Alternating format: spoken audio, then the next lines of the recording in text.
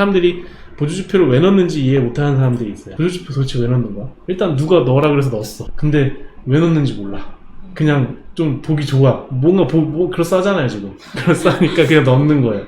그게 다예요 사실 일반인들은. 근데 우리는 목적은 딱 하나예요. 돈 벌기 위한 거잖아. 우리가 이거 차트 꾸미기 위해서 주식하는 거 아니잖아요. MTS 안 하고 HTS 하는 이유가 뭐예요? 그렇게 수익 내기 위해서 하는 거잖아요.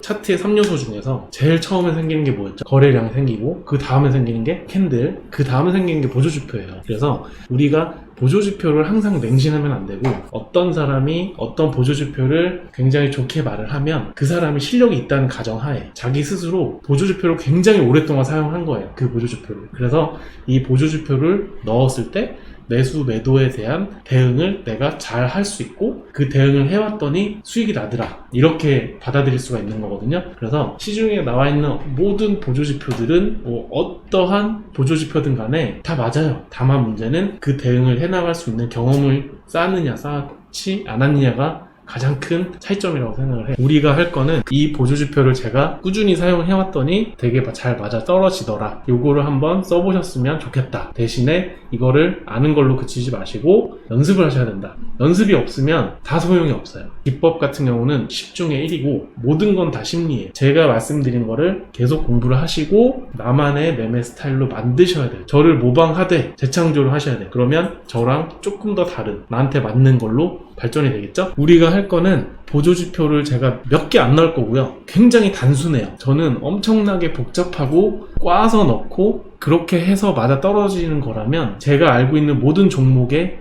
다 넣을 수 없을 거라고 생각을 하거든요. 그렇기 때문에 굉장히 심플하고 이거밖에 안 돼? 라고 생각을 할 수가 있어요.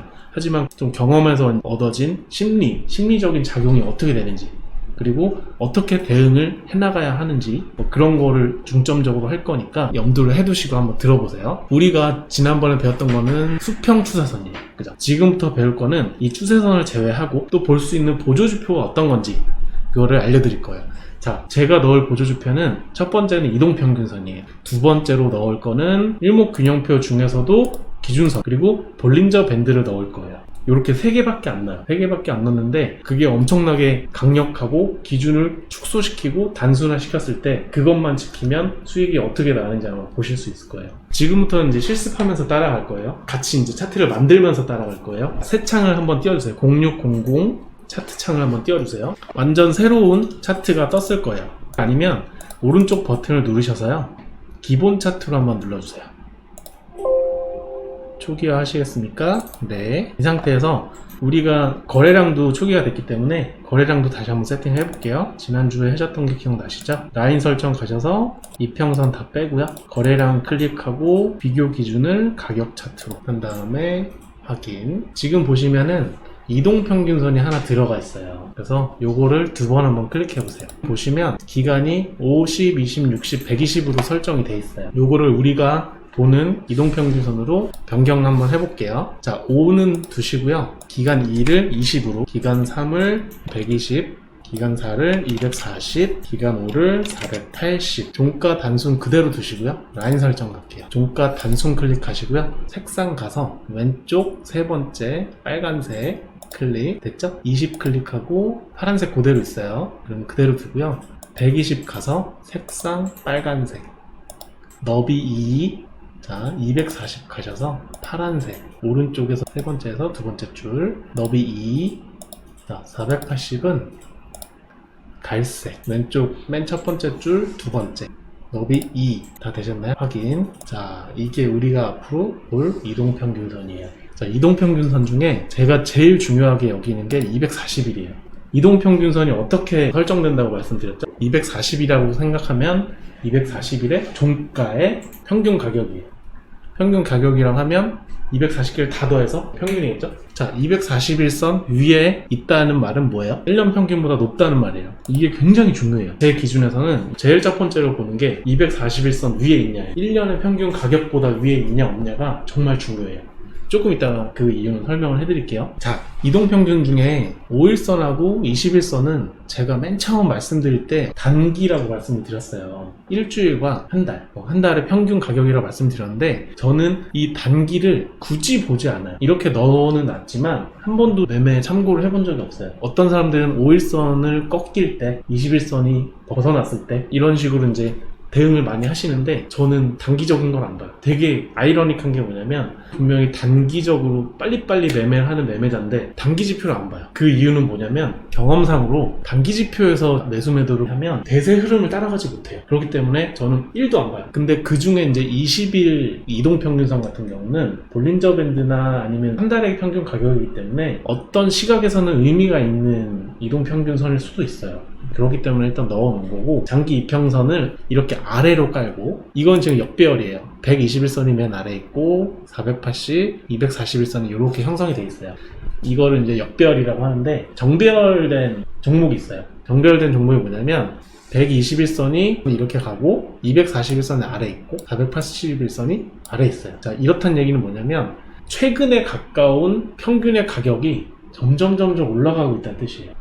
2년 전 가격보다 1년 전 가격이 높아져 있는 상태고 1년 전 가격보다 6개월 전 가격이 높아져 있는 상태예요. 그렇기 때문에 2년 동안 꾸준하게 오르고 있구나. 그 중에서도 많이 보는 게 240일, 왜냐면 1년이기 때문에. 그래서 이게 사실 정별이면 더 좋은데 저는 크게 개의치는 않아요. 왜냐면 단기로 딱딱딱 끊어낼 거기 때문에. 240일 1년 안에 있는 가격보다는 높이 올라가고 있는 상태예요. 자, 다음 거를 한번 넣어볼게요. 여기 왼쪽에 더보기 버튼 있어요. 좌측에 메뉴 보이기 여기 누르시고요. 가격 지표 가시고요. 우리가 지금 방금 넣어놨던 게 가격 이동 평균이에요. 그 밑에 볼린저 밴드 한번 클릭해보세요. 그럼 바로 들어가요. 그리고 일목 균형표 있죠, 밑에. 여기도 클릭해보세요. 자, 그럼 두 개가 지금 중복돼서 들어가 있는 상태인 거예요. 자, 요거를 더보기를 이제 끄시고요. 여기 볼린저 밴드 보이시죠? 요거를 2번 클릭해주세요. 그러면 지표 설정 창이 나오죠? 되셨나요? 여기서 피리어드는 21이라는 뜻이에요. 요거 그대로 둘게요. 라인 설정 가시고요. 볼린저 밴드 중심선은 아까 우리가 21선을 넣어놨기 때문에 동일해요. 요건 체크 해제. 그리고 볼린저 밴드 제가 설명을 드렸죠, 예전에. 위아래로 밖으로 나갈 확률이 2.5%씩 밖에 안 된다. 근데 저희는 위로 올라갈 때만 매매하기 때문에 하한선은 안 볼 거예요. 체크 해제. 하한선을 누르셔서 색상을 검은색 기본, 그리고 너비는 2, 한 다음에 확인 누르세요. 자, 그러면 볼린저 밴드 상단선만 들어가 있는 게 세팅이 됐을 겁니다. 그 다음에 여기 전환선, 기준선, 후행 스팬 있죠? 여기를 아무데나 클릭을 해서 똑같이 지표 설정 창을 띄워주세요. 자, 숏 피리어드 9 지우시고요. 롱 피리어드도 지우시고요. 지표 상세 정보 표시 체크 해제, 구름대 영역 표시 체크 해제, 라인 설정 가시고요. 기준선 빼고 다 체크 해제. 자, 기준선 누르시고요. 색상을 초록색, 왼쪽에서 네 번째, 두 번째 줄. 그 다음에 너비는 2로 돼 있을 거예요. 그 다음에 확인. 자, 저랑 똑같은 차트가 만들어졌나요? 종가 단순부터 5, 20, 120, 240, 480, 상한선 하나, 기준선 하나 이렇게 표시가 됐나요? 됐습니다. 요게 앞으로 저희가 매매하면서 볼 화면이에요. 하나만 더 넣을 거예요. 자, 좌측 메뉴 보이기 누르시고요. 맨 아래쪽에 강세 약세라고 있어요. 여기 클릭하시고요. 사용자 강세 약세를 넣을 거예요. 여기 사용자 강세 약세를 누르시면 아무것도 없으실 거예요. 아마. 없죠? 자, 여기 아무데나 빈 공간에 누르셔가지고 오른쪽 버튼 클릭하시고요. 수식 관리자 체크하시고요. 나오죠? 수식 관리가 나오죠? 여기서 강세 약세 클릭, 새로 만들기 클릭, 강세 약세명에 신고 거래량 입력을 하세요. 강세 패턴에 요거 그대로 한번 써주세요. V 띄고 왼쪽 띄고 나머지 다 붙여서. 네. 그 다음에 다른 건 없어요. 색상은 아마 분홍색으로 돼 있을 거고요. P1 네, 써야 돼요. 변수에 일단 120으로 갈게요. 그 다음에 자, 수식 검증을 한번 눌러보세요. 수식에 이상 없습니다 뜨나요? 네. 그 다음에 작업 저장. 자, 그러면 작업 저장 됐죠? 그 다음에 이제 끄고 나오시고요. 우리가 왼쪽에 띄워놨던 좌측 메뉴에서 신고 거래량이 생겼을 거예요. 신고 거래량 클릭 한번 해보세요. 되셨나요? 이 분홍색이 표시가 되나요? 이게 된 거예요. 이거 뭐냐면 거래량을 우리가 항상 동그라미 쳤잖아요. 이렇게 이거를 굳이 안 쳐도 되는 거예요. 이제는 그러니까 120일이면 최근 6개월 안에 거래량이 제일 많은 거. 그러니까 오늘은 기준으로 보세요. 자, 오늘 같은 경우는 강세가 표시가 안 됐죠. 그 이유는 앞에 거래보다 오늘 거래량이 작기 때문에 오늘을 기준으로 비교를 해봤을 때 가장 높은 거에 체크가 되는 거예요. 근데 앞에 이날보다 작았음에도 체크가 돼 있죠. 그 이유는 뭐냐? 오늘을 기준으로 과거에 120일 중에서 내가 제일 컸기 때문에 일단 체크를 해줬고요. 체크해준 상태로 넘어가는 거예요. 없어지는 게 아니라 그 다음날에도 표시가 됐고요. 어제보다 크니까 그 다음날로 넘어가면 또 이날보다 클 때가 표시가 되겠죠. 됐죠. 그리고 오늘까지 큰 날이 없기 때문에 아직 표시가 안 된 상태. 그 다음날 일주일 있다가 또 갈 때도 이거보다 커지면 또 표시가 되겠죠. 한눈에 볼 수 있어요. 자, 이거는 제가 지금 띄워놨기 때문에 그런 거고 다른 차트들을 가볼게요. 표시가 돼 있죠. 한눈에 알 수 있죠. 아, 오늘이 120일 안에 제일 많은 거래량이 나왔었구나.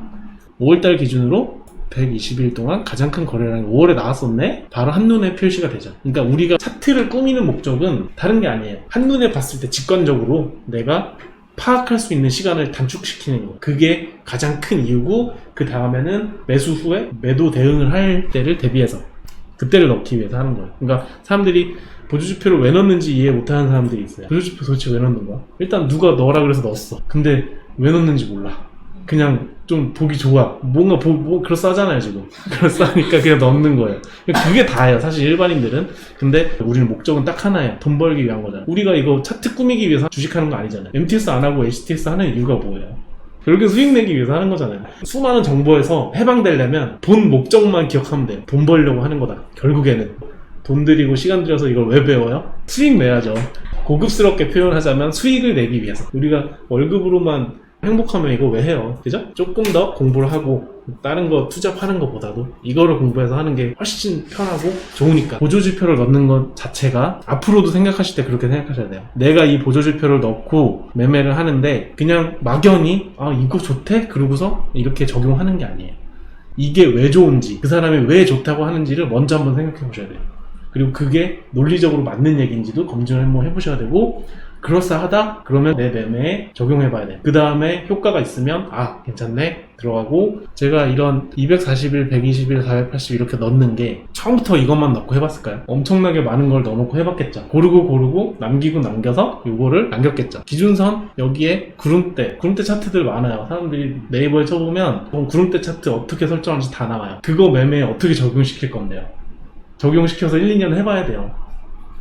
저는 그거 해봤는데 안 맞더라고요. 그래서 뺐어요. 전 기준선만 맞더라고요. 기준선만 넣는 거예요. 엄청 심플해요. 이렇게 매매를 완성을 해가야 돼. 자기 거를. 정보에서 해방되는 방법이에요. 그리고 오늘 할 거는 그럼 도대체 어떻게 우리가 매매에 적용을 할 것인가 그거를 할 거예요.